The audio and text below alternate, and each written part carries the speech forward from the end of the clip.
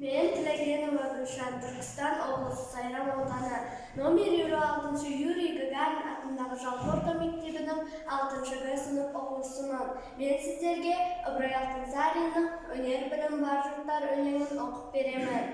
Өнер білім бар жұрттар, тастан сарай салғызды, айшылық алғыш жерлерге, көзіңді ашып жұмғанша, жылдам хабар алғызды.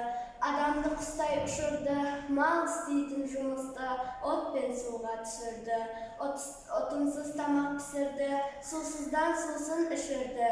Теңізде жүзді балықтай, дүниені кезді жалықпай. Білгендерге осылар, бәрі дағы анықтай, білмегенге танықтай. Бізде бекер жатпалап, осылармен таныспай.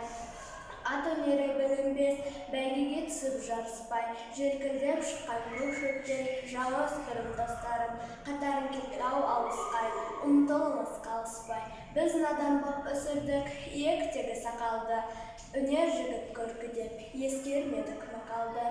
Біз болмасақ сіз барсыз, үміт еткен достарым, сіздерге бердім батамды.